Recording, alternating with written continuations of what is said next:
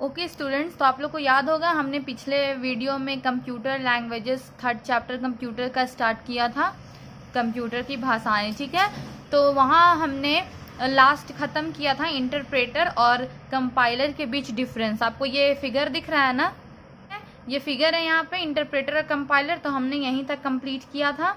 तो आज हम लोग आगे देखेंगे। ठीक है, आगे है हमारा उच्च स्तरीय भाषाओं के प्रकार। तो हमने पिछले वीडियो में देखा था उच्च स्तरीय भाषा किसे कहते हैं। ठीक है, कंप्यूटर की भाषा को 3 भागों में बांटा गया है, एक machine language, second assembly language और थर्ड हाई लेवल लैंग्वेज यानी उच्च स्तरीय भाषा। ठीक है, हमने उच्च स्तरीय भाषा के बारे में देखा था कि उच्च स्तरीय भाषा क्या होती है। अभी जो हम लोग प्रोग्रामिंग लैंग्वेज यूज करते हैं वो उच्च स्तरीय भाषा होती है, उसमें कॉमन इंग्लिश लैंग्वेज का यूज़ किया जाता है। ठीक है, इंग्लिश लैंग्वेज यूज़ कर सकते हैं हम लोग, मैथ्स का कोई संख्या यूज़ कर सकते हैं, कोई स्पेशल सिंबल्स यूज़ कर सकते हैं। तो आज हम लोग देखेंगे कि उच्च स्तरीय भाषा का प्रकार, कितना प्रकार है। ठीक है, तो पहला आपको दिख रहा है, मेनली इसको 4 भागों में बांटा गया है। फर्स्ट है वैज्ञानिक प्रोग्रामिंग भाषाएं। ठीक है, तो नाम से ही पता चल रहा है वैसी प्रोग्रामिंग भाषाएं यानी वैसा उच्च स्तरीय भाषा जिसको कोई वैज्ञानिक कार्यों के लिए यूज़ किया जाता है, वो होते हैं वैज्ञानिक प्रोग्रामिंग भाषाएं। देखिए यहाँ लिखा हुआ भी है, ये उच्च स्तरीय भाषा जिनका प्रयोग मुख्यतः वैज्ञानिक कार्यों के लिए किया जाता है। ठीक है, वैज्ञानिक प्रोग्रामिंग भाषाएं कहलाती है। तो वैज्ञानिक प्रोग्रामिंग भाषाओं में एग्जाम्पल कौन कौन से हैं, पास्कल, फोर्ट्रान। ठीक है, ये पास्कल और फोर्ट्रान दोनों लैंग्वेज है, ये दोनों हाई लेवल लैंग्वेज है जिसका उपयोग वैज्ञानिक कार्य के लिए किया जाता है, इसीलिए ये वैज्ञानिक प्रोग्रामिंग भाषाओं के अंदर आता है। अब देखिए दूसरा है हमारा व्यापारिक प्रोग्रामिंग भाषाएं। ठीक है, तो सब तो नाम से आपको समझ आ रहा है। तो देखिए हम लोग यहाँ पे डेफिनेशन देखते हैं, वे उच्च स्तरीय प्रोग्रामिंग भाषाएं जिनका प्रयोग मुख्यतः व्यापार से संबंधित कार्य जैसे बही खाता, स्टॉक आदि का लेखा जोखा आदि के लिए प्रोग्राम बनाने में होता है, व्यापारिक प्रोग्रामिंग भाषाएं कहलाती। ठीक है, तो वैसा प्रोग्रामिंग भाषाएं जिसका उपयोग हम लोग व्यापारिक कार्यों के लिए करते हैं, जैसे बही खाता दिया यानी कोई भी हम लोग को कैलकुलेशन करना रहता है, जहाँ बड़ा बड़ा हम लोग को गणना का काम रहता है, वो सब यूज़ करने के लिए हम लोग कौन सा प्रोग्रामिंग लैंग्वेजेस का यूज़ करते हैं, कोबोल और डी बेस। देख रहे हैं ना, दोनों एग्जाम्पल है किसका, व्यापारिक प्रोग्रामिंग भाषाओं का। कोबोल का पूरा नाम दिया हुआ है कॉमन बिजनेस ओरिएंटेड लैंग्वेज। ठीक है, और डी बेस का पूरा नाम है डेटाबेस। तो आप लोग को लिखना है सबसे पहले कि प्रोग्रामिंग भाषाओं यानी उच्च स्तरीय प्रोग्रामिंग भाषाओं को 4 भागों में बांटा गया है। पहला है वैज्ञानिक प्रोग्रामिंग भाषाएं, और उसका डेफिनेशन मैंने आपको बता दिया, बुक में भी है तो आप देख लीजिएगा। और सेकंड है हमारा व्यापारिक प्रोग्रामिंग भाषाएं, तो आप इसका डेफिनेशन लिख के और एग्जाम्पल लिख लीजिएगा। ठीक है, इसका एग्जाम्पल कौन कौन सा है, कोबोल और दूसरा है डी बेस। ये दोनों प्रोग्रामिंग भाषाओं का यूज़ हम लोग किस में करते हैं, गणना करने के लिए यूज़ करते हैं, इसीलिए इसको व्यापारिक प्रोग्रामिंग भाषाओं के अंदर रखा गया है। चलिए अब थर्ड है हमारा विशेष उद्देश्य प्रोग्रामिंग भाषाएं। ठीक है, तो वैसे प्रोग्रामिंग भाषाएं जिनका उपयोग हम लोग कोई विशेष उद्देश्य को पूरा करने के लिए करते हैं, तो वो इसके अंदर आते हैं। ठीक है, विशेष उद्देश्य प्रोग्रामिंग भाषाओं के अंदर आते हैं। तो इसमें आप एग्जाम्पल देख रहे हैं, APL 360 एंड लोगो। ठीक है, तो विशेष उद्देश्य प्रोग्रामिंग भाषाएं मतलब कि इन लैंग्वेज का इस्तेमाल कैसे होता है, इसमें क्या होता है कि हम लोग जहाँ जहाँ अपना माउस को ले जाएंगे उस तरह लाइन हमारा ड्रॉ होते जाएगा। मतलब सिंपली आपको समझना है कि ये दोनों लैंग्वेज का यूज होता है चित्र बनाने के लिए। ठीक है, यानी जिस भी सॉफ्टवेयर में हम लोग को चित्र बनाना रहता है वो किन से बनते हैं, APL 360 और लोगो। अच्छा हाँ, और आपका 2 यहाँ पे एग्जाम्पल दिया हुआ है विशेष उद्देश्य प्रोग्रामिंग भाषाओं का। तो APL का पूरा नाम होता है ए प्रोग्रामिंग लैंग्वेजेस। ठीक है, और लोगो का पूरा नाम होता है language for graphics oriented. Okay, APL का पूरा नाम है ए प्रोग्रामिंग लैंग्वेज, ए का कोई फुल फॉर्म नहीं है, ए का ए ही रहेगा, PL का है प्रोग्रामिंग लैंग्वेज, और लोगो का पूरा नाम है language for graphics oriented. Okay, चलिए नेक्स्ट है हमारा बहुउद्देश्य प्रोग्रामिंग भाषाएं। ठीक है, तो वे उच्च स्तरीय प्रोग्रामिंग भाषाएं जिनका प्रयोग समान रूप से भिन्न भिन्न प्रकार के अनेक कार्यों के लिए प्रोग्राम बनाने में होता है, बहुउद्देशीय प्रोग्रामिंग भाषाएं कहलाती है। तो देखिए, बहुउद्देशीय प्रोग्रामिंग भाषाओं में वैसी भाषा आती है, यानी वैसे लैंग्वेजेस आते हैं, वैसा प्रोग्रामिंग लैंग्वेज आता है जिसके माध्यम से हम बहुत सारा कार्य कर सकते हैं, यानी बहुत सारा सॉफ्टवेयर बना सकते हैं। उदाहरण में दिया हुआ है सी, बेसिक, जावा, ठीक है। तो ये सब लैंग्वेज जो सी होता है, बेसिक होता है, जावा होता है, इस लैंग्वेज की सहायता से हम कोई गन्ना वाला भी सॉफ्टवेयर बना सकते हैं। फिर जहाँ हम लोग डॉक्यूमेंट तैयार करना रहता है वो वाला भी, मतलब जैसे आपको सिंपली समझना है कि जैसे हम लोग का माइक्रोसॉफ्ट वर्ड है, तो वर्ड में क्या होता है, हम लोग डॉक्यूमेंट तैयार करते हैं, ठीक है। तो हम लोग को वो जो सॉफ्टवेयर है माइक्रोसॉफ्ट वर्ड, वो किससे बन सकता है, सी भाषा से बन सकता है, बेसिक से बन सकता है, जावा से बन सकता है। और अगर हम लोग एक्सेल में हम लोग गन्ना का काम करते हैं, तो हम लोग मतलब डिफरेंट काइंड ऑफ सॉफ्टवेयर भी इन लैंग्वेजेस के माध्यम से बना सकते हैं। इसलिए इनको किन में रखा गया है, बहुउद्देशीय प्रोग्रामिंग भाषाओं में, ठीक है। तो आपको क्या करना है, चारों जो भाग है उच्च स्तरीय भाषा का, चारों का नाम लिख के उनका डेफिनेशन लिखना, साथ में आपको एग्जाम्पल भी लिखना है जो उनका उदाहरण दिया हुआ है, जो भाषा। तो अब उदाहरण में जो भाषा दिया हुआ है हम लोग उसको देखेंगे, उसका डेफिनेशन देखेंगे, उसके बारे में जानेंगे, ठीक है। तो आगे चलिए हम लोग बढ़ते हैं। तो आगे बढ़ने के पहले देखिए, आपको ये चार्ट दिख रहा है ना, इसमें ओवरऑल जो भी हम लोग पढ़े हैं कि भाषाओं का भाग, प्रोग्रामिंग भाषाओं का, वो दिया हुआ है शॉर्ट में, ठीक है। तो सबसे पहले प्रोग्रामिंग भाषाएं लिखी हुई हैं। प्रोग्रामिंग भाषाओं के दो भाग होते हैं, ठीक है। सबसे पहला भाग होता है निम्न स्तरीय भाषाएं और दूसरा होता है उच्च स्तरीय भाषाएं, ठीक है। सिंपली क्या होता है, निम्न स्तरीय भाषाएं और उच्च स्तरीय भाषा, दो भाग है।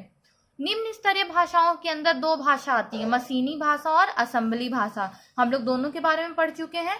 तो ये दोनों किस में आती है, निम्न स्तरीय भाषाओं में आती है। कौन कौन, मशीनी भाषा और असेंबली भाषा। और उच्च स्तरीय भाषाओं में 4 प्रकार है, ये भी अभी हम लोग देखें। वैज्ञानिक भाषाएं, दूसरा व्यापारिक भाषाएं, तीसरा विशेष उद्देश्य भाषाएं और चौथा बहुउद्देशीय भाषाएं। तो ये वाला एरिया क्लियर है ना, प्रोग्रामिंग भाषाओं के प्रकार दिया हुआ है। और हम लोग मशीनी भाषा, असेंबली भाषा और उच्च स्तरीय भाषा तीनों के बारे में पढ़ चुके हैं। और मशीनी भाषा और असेंबली भाषा दोनों को निम्न स्तरीय भाषाओं के अंदर रखा गया। ये पॉइंट हम लोग इससे पहले वाले वीडियो में जब ये चैप्टर शुरू किए थे उस वक्त भी इस पॉइंट को हम लोग देखे थे, ठीक है। और वो वीडियो अगर आपने नहीं देखा है तो पहले उसको देख लीजिएगा, तभी इसको देखिएगा, तो आपका पूरा चैप्टर क्लियर होगा। अब तो देखिए, पहला है फोर्ट्रान। फोर्ट्रान आपने यहाँ पे देखा था ना, रुकिए, जैसे हमने जब ये देखा वैज्ञानिक प्रोग्रामिंग भाषाएं, तो इसमें हमने पास्कल देखा एग्जाम्पल में, फोर्ट्रान देखा। तो अब हम लोग देखेंगे कि फोर्ट्रान भाषा कब आई और इसका क्या यूज है, ठीक है। तो देखिए, यह प्रोग्रामिंग भाषा कब आई है, 1975 में, 1975 ईस्वी में आई है। किस कंप्यूटर के लिए आई थी, कंप्यूटर 704। तो देखिए, यह उच्च स्तरीय प्रोग्रामिंग भाषाओं के प्रारंभिक काल की बहु प्रचलित भाषा है, ठीक है। बहु प्रचलित यानी फेमस लैंग्वेज है। इसका पूरा नाम फॉर्मूला ट्रांसलेशन है, ठीक है। तो फोर्ट्रेन का पूरा नाम है फॉर्मूला ट्रांसलेशन, और ये उच्च स्तरीय भाषा है। और ये सबसे पहली प्रोग्रामिंग भाषा आई थी, मतलब उच्च स्तरीय प्रोग्रामिंग भाषा में ये सबसे पहले आई थी, और ये काफी लोकप्रिय थी या बहुप्रचलित थी, ठीक है। अब देखिए, यहाँ पे दिया हुआ विज्ञान एवं गणित के जटिल समीकरण को हल करना अत्यंत कठिन होता था, परंतु फोर्ट्रेन में इस कार्य को अत्यंत सरलता से किया जा सकता था, ठीक है। तो अब आप सिंपल कैलकुलेशन का बात करेंगे और वैज्ञानिक कैलकुलेशन का बात करेंगे, तो दोनों में काफी अंतर होता है। तो इस भाषा का इस्तेमाल किसके लिए किया जाता था, वैज्ञानिक उद्देश्य की पूर्ति के लिए, यानी वैज्ञानिक कैलकुलेशन के लिए, गणना के लिए हम लोग फोर्ट्रान लैंग्वेज का इस्तेमाल करते थे। और इसका पूरा नाम क्या है, फॉर्मूला ट्रांसलेशन। आप लोग इसको कॉपी में लिख लीजिएगा। नेक्स्ट है आपका कोबोल। कोबोल हमने किस में देखा, सेकंड में जब हमने अभी देखा व्यापारिक प्रोग्रामिंग भाषाएं, तो उसका उदाहरण में था कोबोल। तो व्यापारिक प्रोग्रामिंग भाषा यानी जिसमें हम लोग को बहुत सारा गणना करने का आवश्यकता होता है एक बार में, तो उस टाइम हम लोग कोबोल लैंग्वेज का इस्तेमाल करते हैं, ठीक है। तो इसका पूरा नाम क्या है, कॉमन बिजनेस ओरिएंटेड लैंग्वेज, ठीक है। उसके बाद डायरेक्ट आपको देखिए क्या लिखना है, इसके बाद लिखना है, इस भाषा के लोकप्रिय होने का मुख्य कारण यह था कि इसमें निर्देशों हेतु अंग्रेजी के सामान्य भाषा का प्रयोग होता था। जो कि समझने में काफ़ी सरल था। तो देखिए सिंपली ये उच्च स्तरीय भाषा है, तो ऑफ कोर्स इसमें इंग्लिश लैंग्वेज का ही यूज़ होगा, तो ये समझने में काफ़ी आसान था। कोबोल प्रोग्रामिंग भाषा तैयार किए गए प्रोग्रामों को अल्प संशोधन के बाद हर प्रकार के कंप्यूटर पर चलाया जा सकता था। देखिए तो हम लोग इससे पहले वाले वीडियो में भी चर्चा कर चुके हैं कि उच्च स्तरीय भाषा को हम लोग हर कंप्यूटर में चला सकते हैं। वही अगर मशीनी भाषा या असेंबली भाषा है तो हमें हर कंप्यूटर के लिए अलग अलग प्रोग्राम लिखना पड़ता है। तो इसका प्रसिद्ध होने का कारण यही था कि थोड़ा सा हम लोग संशोधन के बाद, यानी थोड़ा सा एरर करेक्ट करने के बाद हम लोग इसको किसी भी कंप्यूटर में चला सकते थे। तो ये किसके अंदर आता है? ये व्यापारिक प्रोग्रामिंग भाषाओं के अंदर आता है। ठीक है, तो आपको बस इसका पूरा नाम लिखना है और यहाँ से लिखना है इस भाषा के लोकप्रिय होने का कारण, यहाँ से आपको लिख लेना है। ठीक है, अब चलिए नेक्स्ट है हमारा लैंग्वेज लोगो। लोगो विशेष उद्देश्य प्रोग्रामिंग भाषाओं के अंदर आता है। मैंने बताया आपको कि हमें कोई भी चित्र बनाना होता है या कोई भी लोगो बनाना होता है तो उस वक्त हम लोग इस प्रोग्रामिंग लैंग्वेज का इस्तेमाल करते हैं। नाम से ही समझ आ रहा है। तो इसका पूरा नाम मैंने आपको क्या बताया, इसका पूरा नाम है लैंग्वेज फॉर ग्राफिक्स ओरिएंटेड। ठीक है, तो आप लोग लिख लीजिएगा। अब देखिए इसके बारे में क्या दिया हुआ है। कंप्यूटर भाषा लोगों का विकास मात्र कंप्यूटर शिक्षा को सरल बनाने के उद्देश्य से किया गया है। ठीक है, इस भाषा में चित्र बनाना इतना सरल है कि छोटे बच्चे भी इसमें चित्र बना सकते हैं। तो आपको शुरू में ही मैंने क्लियर किया है कि इससे हम लोग कोई भी अगर चित्र बनाना होता है तो हम लोग ये सब प्रोग्रामिंग लैंग्वेज का इस्तेमाल करते हैं, इसीलिए हम लोग इसको विशेष उद्देश्य प्रोग्रामिंग भाषाएं कहते हैं। अब देखिए लोगो भाषा को चित्रण के कार्य के लिए एक विशेष प्रकार की त्रिकोणाकार आकृति होती है, इसे टर्टल कहा जाता है, जो मॉनिटर पर प्रदर्शित रहता है। ठीक है, यानी जैसे हम लोग का कर्सर रहता है, हम लोग के माउस का कर्सर एरो का दिखाता है, उसी तरह इसमें भी कर्सर शो होता है, जिसका क्या होता है, चित्र कैसा होता है, त्रिकोणाकार आकृति होता है। त्रिकोणाकार मतलब कि आपके त्रिभुज के शेप का होता है, जिसे हम लोग क्या कहते हैं, टर्टल कहते हैं, और वो आपका मॉनिटर पर प्रदर्शित होता है। और जैसे जैसे हम लोग उस टर्टल को घुमाते हैं उस तरह हम लोग का क्या होता है, पीछे पीछे एक चित्र बनते जाता है, एक रेखा खींचते जाते हैं, जिससे हम लोग आसानी से कोई भी उसको चित्र उस माध्यम से बना सकता है। ठीक है, क्लियर है। अब हम लोग देखेंगे नेक्स्ट लैंग्वेज बेसिक। हमारा बेसिक लैंग्वेज है। तो बेसिक अभी हमने किस में देखा था, ये बहुउद्देश्य प्रोग्रामिंग भाषाओं के एग्जाम्पल में आया था, बेसिक, सी और जावा। ठीक है, तो देखिए बेसिक का पूरा नाम क्या है, beginners all purpose symbolic instruction code. ठीक है, सबसे पहले आपको इसका पूरा नाम लिखना है। अब देखिए यह एक उच्च स्तरीय भाषा है।